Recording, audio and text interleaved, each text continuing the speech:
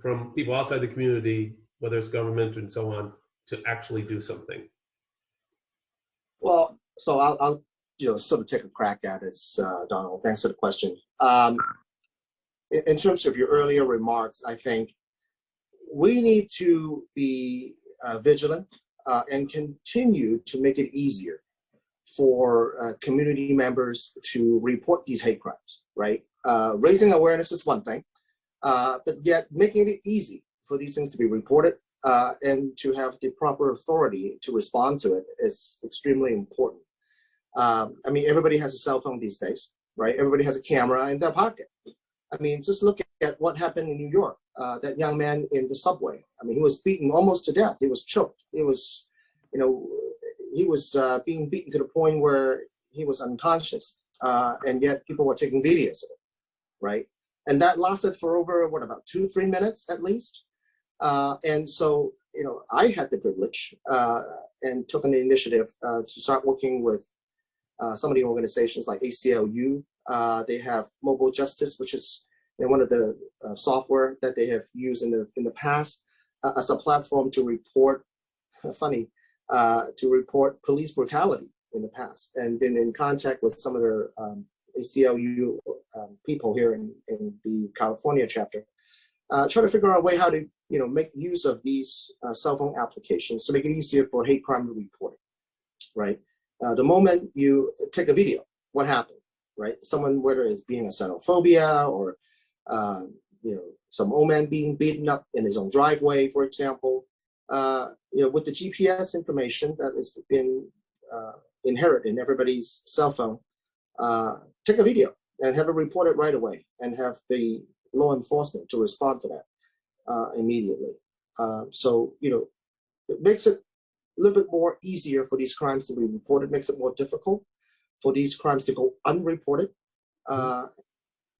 Continue to bring about these awareness and ensure that everybody has a say in this and everybody can be a protector. Everybody, in addition to blowing the whistle, can actually take action to stop these crimes, to report these crimes, and to keep your community and your family and your neighbors safe. So I think this is one thing that we all need to continue to work on and be very conscientious about, and make an answer on. Yeah. Fred, you were going to say something? Yeah, I think that, I agree with Anders in terms of we need to report, because right now there is, especially we find out that when people are personally attacked, they tend not to report it, a smallest percentage. If their home is robbed, almost 99% of them, they all report them because they have to claim insurance, I guess. Sure. But before we report a hate crime, we can report a crime, but if we want to say it's a hate crime, we must collect the evidence. Whether it's the victim or the bystander must hear what this person has said, if he has indicated any of the hate. So we need to understand the law. What is a hate crime? What groups are covered under the hate crime? And what kind of crime? And there are many, many, many categories. I do think we need to educate the community so that they are well versed in this issue, so they can be much better advocates themselves, and they'll understand, oh, this is a hate crime. If somebody draw a swastika on the window and you can using water to spray it off, that's not a hate crime because there's no damage to the property. I mean, it gets to that complexity. But if they're using a acid or they scratch it, that becomes a crime because there's a damage to property. So we need to know all about this, but we also need to fix the law so that the people who are doing the hate, we need to take care of them. It's not that they can get away with the loopholes. Sure, no, that's interesting because there's all kinds of legal and constitutional issues driving those decisions, and those are always complicated. That's why it takes hard work to get to that point. So a couple questions in the chat room. One basically is, what's the attitude in D.C., which I would probably think Congress and Department of Justice, maybe other areas. Are you seeing receptivity in response from Washington on these issues? I can take a crack at it. I mean, with the swift and bipartisan support that you've seen in Congress. I mean, as you well know, how divided our current country is, and also the political ideology between, the Republicans and the Democrats. And you see this anti-Asian hate crime bill passed almost unanimously throughout the entire Congress. It shows that there is an urgency, and there is a solidarity, and there is a sense of it's call for action where it has gotten to the point where it is a national topic. And I've been in this country for over 30 years, and I've never seen hate crime rising to the level that we've seen like this. And it's on the news, it's in your face, it's gotten to the point where it's really unacceptable. I mean, and the people are afraid to go out, right? My parents are afraid to walk out of their driveway, and they live in San Francisco. And so, I believe it has gone to the national stage, and it really is time for the Asian Americans to really stand up, and, for lack of a better word, ensuring that we get our fair share of resources to ensure that these things don't happen to any of us again. Our community needs to feel safe, and additional resources call for. And, as you can see how these federal legislation get passed so quickly, Representative Mang, Representative Judy Chu in California has worked together in sponsoring this bill and really pushed this forward. You're seeing bipartisan support on this. So, this is the right time for the Asian Americans to push these agendas. Right. So another question, let's see. Okay, no, so it was a little bit related, and in essence, it basically says, how can we prevent, it says the president, but let's say all future leaders of all types from using such inflammatory language? The basic answer is voting against the person. But is there, there's a structure, we have a constitutional structure, we have election structure, that's how things work. Anybody have brilliant ideas of how to how to prevent a leader from using inflammatory, negative, and frankly, racist language? Well, I've spoken earlier about a good book if you can come up with that, just so you know. Yeah, I think that we have to start looking at hate speech to not be protected. Right now, it's protected under the First Amendment. And hate speech should not be protected, because all violence, all hate crime starts with a speech, starts with words. Words does matter. So unless if we don't deal with it, we'll continue to have these things. If it's not this group, it's that group. We have to hold political leaders to their words. And if they are not, it's not just the voting. We know the voting does not work, because so many of the people in the district, these people, terrible people, keep on getting re-elected because our system is not a good system. Yeah, of course, the challenge of that, you have to vote also to amend the Constitution and revise the First Amendment. So that's no. You cannot scream fire in a theater. So by extending that, you can extend hate speech to a certain limit. But then we have to fight in terms of probably to the Supreme Court. But unless we start fixing things like that, I mean, we have all the law there is. We don't need the Asian hate crime law in the federal level to protect us. We have all the law. We should not be getting protected, attacked in the first place. What's another law going to do to help us? I don't think anything's going to help us. The politicians going to think they look good. Oh, we did this. What did you do? It will continue to happen. Yep, I hear you. Any other ideas on how to prevent leaders from speaking poorly? That's a challenging question, I realize. I mean, I can try to take a crack at it if you don't mind, Donald. I mean, First Amendment right it's a part of the Bill of Rights. It's a pretty monumental piece of legislation, obviously, and it protects a lot of different areas. And I understand the frustration there, Fred. I truly do. And I think we need to differentiate hate speech in terms of who is making those hate speeches. It's probably not an easy task, and it's a pretty monumental task to change the Constitution in terms of hate speech and free speech. But I will say that elected officials and elected leaders had to be held to a higher standard, right? I would say it is a fair statement that hate speech could be considered conduct unbecoming of an elected official, and that's subject to impeachment, for example, right? May not necessarily rise to the level of a felony on a regular citizen, but if someone is in the position of power, they should be held to a high accountability.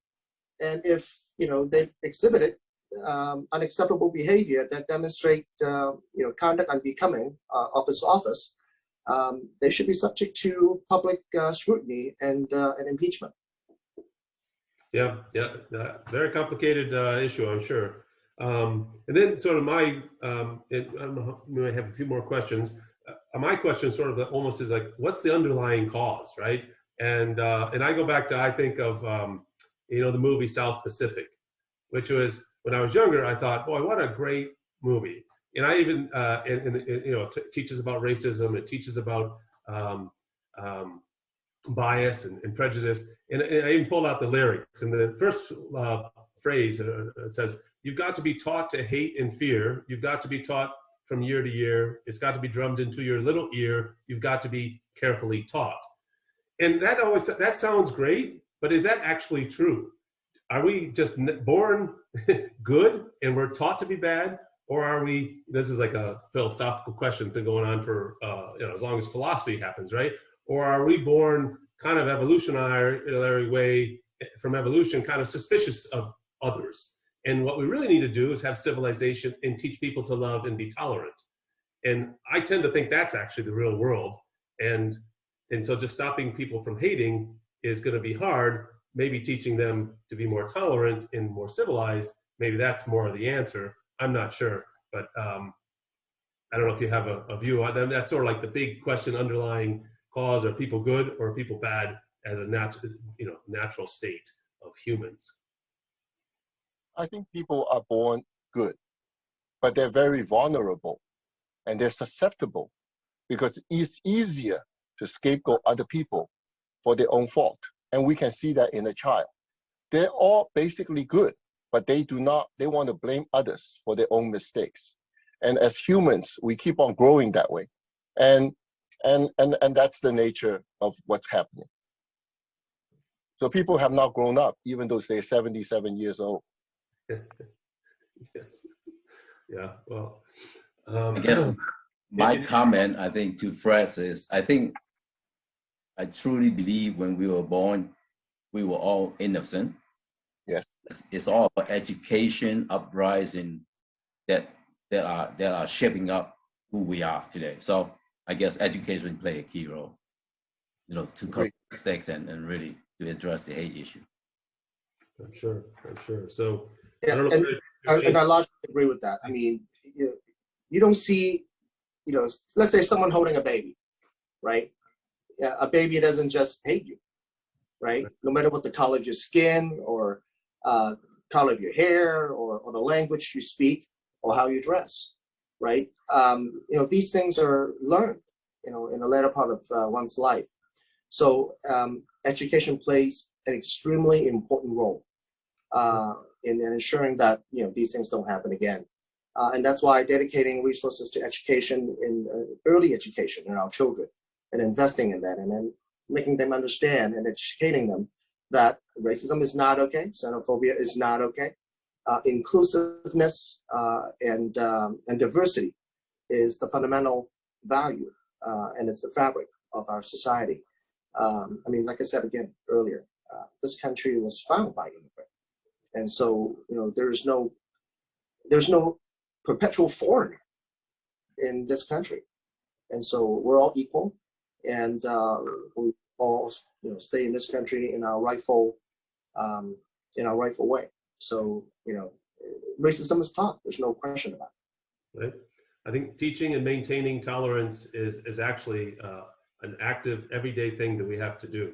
You see it, I'm reminded of the former Yugoslavia. There was a period of time where the cultures and religions and everybody was intermarried and living with each other. And then all of a sudden, at one point in time, it was like magnets with little shavings. They just pulled apart and started attacking each other. And it just has to be worked on all the time, continuously, right? There's no more questions in the chat room, and I'll give some closing remarks unless anybody has any final comments you'd like to make on any of this. Well, I just want to add something to what Anders has said. I think that this country is founded by immigrants, but every group of those immigrants, once they establish themselves, they turn away new immigrants. Until those new immigrants establish themselves, then they turn away other immigrants. I can tell you that Chinese established immigrants, they don't like the new immigrants. Hispanic established, even though they're illegal, they're coming to the United States and now they're citizens, they don't want to see more Hispanic coming into it. We need to fix the problem. This country is to have too much hate and too much of me, rather than sharing.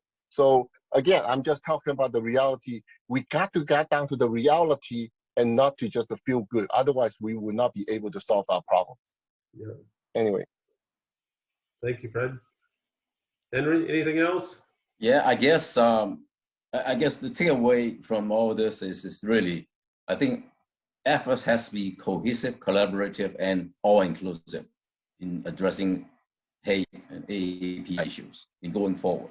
And I still believe it has to be a public-private partnership in order to work effectively and efficiently. So I also want to brag about, and actually that we should all be, I think this is part of education, to brag about AAPI accomplishments and achievement in business world, cultural, social, you name it. So I guess I would like to borrow a comment from Henry Ford. Coming together is a beginning, right? Staying together is progress. And in working together boldly is success. I'm gonna borrow, Anders' word, bold. So that's my comment. Great, thank you, Henry. Anders, any final comments? Yeah, and I wholeheartedly agree, and I resonate with a lot of the things that both Fred and Henry already said. One little takeaway, I live in the Bay Area, one of the most diverse places you probably would ever have to visit. You can visit, along with New York, obviously, Fred. I don't need to take that away from you. Come. I'll ride you somewhere and I'll ask you to be the tour guide. Sure. But I live in the Bay Area where over 20 to 30% of our populations identify themselves as AP. Many of them are ethnic as well. In general, the API community here are pretty well respected, and we don't see too much of these serious hate crime, but yet we still, last few years, see a really uptake of these things. And part of it, and you have to look at the broader picture. How do you, as a society, how does one particular community get the recognition as well as have a say at the table? It's really to promote people within the community who share your ideology and be able to support them as a representation. If you have a major metropolitan area where nearly 30% API population, and yet you don't see a similar percentage of representation in your legislature, in your council, in your county, in your county elected offices and city elected offices. If you don't have a say at the table, your agendas don't get heard, your voices don't get heard. And so, we as Asian Americans, and I guess it has a lot to do with our historical culture, right? It is true that not too many Asian countries have had a true democracy where people actually goes to the polling station and vote for their leaders. And so with that said, I think this is something that we really need to look hard at ourselves and say, how much do we participate in just democracy. Democracy is not a spectator sport. It's a participatory sport. You know, if you don't vote, your voice don't count, right? If you don't elect a leader that can represent you, you know, you don't get the mic. It's just that simple, right? And so, you know, with that, you know, one thing that I wanted everybody on this call, and long after this call is over, and I want people to understand and have that as a takeaway, is that we need to participate. As an Asian American, as a Chinese American, as a first generation Chinese American, born and raised in Hong Kong, right? You have to participate, you have to vote, you have to sink in to, you know, be engaged in the community, and really take ownership of these issues, and say enough is enough. You know, for those who has the ability to make a difference, need to rise up, take leadership, and go make a difference, right? It is incumbent upon us to make those changes. Change don't come about just because we ask for it. We have to be the change. And for those who are capable, for those who I've always believed that when people ask me why I run for political office, and I resonate your reservation, Fred, about being a politician. I truly do. You know, it's those who has the ability to make a difference, has the responsibility to make a difference. And that's why I do what I do. I feel very proud of it. And even though it takes a lot of toll on my family, and I believe my wife is on the call right now, and she can testify to that. And so, you know, with that, and it's not just about one person. It takes the whole community, right? You know, the community need to get involved. They need to support. They need to have their voices, or they need to speak at the mic whenever it's available, whenever it's possible, so that people knows that you're serious and that you're upset and that you want change. And the people who you voted in power will facilitate those changes on your behalf. And that's how democracy works. And as real as it gets, you know, again, democracy in politics is not a spectator sport. You cannot sit there and wait for changes. You have to participate and be that thing. It's almost as can I add? Please, Fred. Okay. So first of all, I totally agree with Anders that we have to be politically involved. But I do not think we can use as excuse that we did not come from a democracy country, because the Jewish people didn't come from a democracy, they come from a Holocaust. The African-American people did not come from a democracy, they came as slaves. And so many people come to this country because they want a better life. They didn't come from a better world to come here. Our system, whether we like it or not, this is it. This is the system. We need to know the system, we need to use the system. We cannot use some other format of a government somewhere else in the world and try to apply our ideology over here. This is it. The most important, I do think, is that we need to care about others. We need to care about the Muslim community. We need to care about the Jewish community. We need to care about the African American. We need to show compassion when they are hurt. Because if we don't care about them, why do they should care about us? And people support us, people vote for us, people do things for us because it's something we're doing for them. So I think I just want to leave everyone with that, is that we really have a long way to go to care about, learn about other people's demise, other people's unfortunate, and really extend our hand and go out and help them. And then we will be helped, or we will be protected. And I wholeheartedly agree with that, Fred. You know, it's about bringing communities together, right? There are way too many marginalized communities in this country. And, you know, just being an Asian American, you know, by ourselves alone, it's not going to solve this issue. People have to come together, right? And there has been many attempts to pit one community over another, right? The African American community, the Hispanic, the Latino communities, pitted against the Chinese and American communities. You know, we've seen all of that tactic. And so, you know, instead of being divisive, we've got to let people come together. You know, we've got to promote that unity And you're absolutely right on point in terms of how we must also demonstrate our care to other marginalized communities. Because if we can unite among all of us, imagine the amount of power we have, and how big of that message can be, and how people will resonate with that.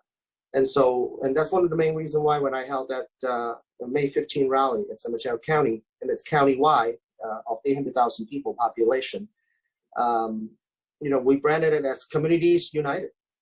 Instead of saying just API, instead of just about anti-hate, it's about bringing people together. It's about bringing all the communities together, whether you're LGBTQ+, you're Chinese American, Asian American, Black American, Latino American, African American, Native American. It doesn't matter. People need to come together and understand that hate has no place in this country. And yet this is one common goal that we need to unite behind, and really stamp out these racism as a whole, not just to a particular community. So. Yeah. Well, on that hopeful note, I think we'll end this event. So these are important issues that obviously have a lot of work to be done, and we'll continue discussing within our Hong Kong Association communities and elsewhere.